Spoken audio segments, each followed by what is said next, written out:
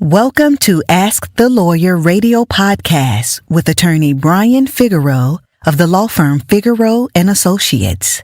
This podcast features a recording of our most recent radio show aired weekly in New York City.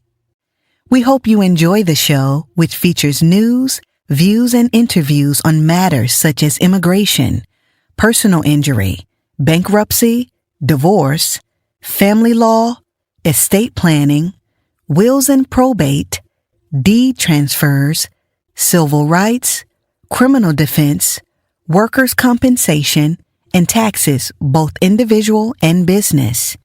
You can contact us at 855-768-8845 or visit us at www.askthelawyer.us. You have questions? We've got the answers. White affirmative action. The term white affirmative action refers to systemic advantages that have historically benefited white individuals, often through practices like legacy admissions in higher education and nepotism in corporate environments. These mechanisms can perpetuate racial disparities by favoring candidates based on familial connections rather than merit. This article examines how such practices influence admissions at elite universities and hiring in corporations, often to the detriment of qualified non-white individuals. Legacy admissions in higher education. Legacy admissions policies grant preferential treatment to applicants who are relatives of alumni. This practice is prevalent in many elite universities and has been shown to disproportionately benefit white students. For instance, a study revealed that at Harvard University, nearly 70% of legacy applicants are white, and these applicants are more than 5 times as likely to be admitted compared to non-legacy applicants. The origins of legacy admissions are rooted in efforts to maintain the demographic composition of student bodies, often to the exclusion of minorities. Historically, these policies have served to perpetuate the enrollment of white, affluent students, thereby maintaining existing racial and socioeconomic disparities within higher education. Critics argue that legacy preferences act as a form of white affirmative action, systematically disadvantaging qualified non-white applicants. In response to these criticisms, some institutions and states have begun reevaluating legacy admissions. California, for example, enacted legislation in 2024 banning legacy preferences at private universities, aiming to promote fairness in college admissions. Similarly, other states and universities are considering or have implemented measures to eliminate legacy admissions, recognizing their role in perpetuating inequality. Nepotism in corporate environments. Nepotism, the practice of favoring relatives or friends for employment opportunities, is another mechanism that can function as white affirmative action. This practice often leads to the hiring or promotion of individuals based on personal connections rather than qualifications, which can undermine diversity and meritocracy in the workplace. Studies have shown that nepotism disproportionately benefits white individuals, particularly white men, who are overrepresented in leadership positions.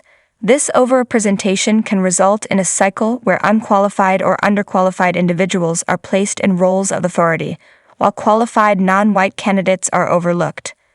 The consequences of nepotism include reduced productivity, lower employee morale, and the perpetuation of a homogeneous corporate culture that may be resistant to diversity and inclusion efforts. For example, in 2024, the San Francisco district attorney faced allegations of nepotism for hiring a friend without legal experience for a high-paying chief of staff position, raising concerns about fairness and qualifications in public office appointments.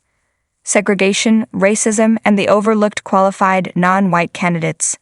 The persistence of segregation and systemic racism contributes to environments where qualified non-white individuals are often overlooked in both educational and professional settings.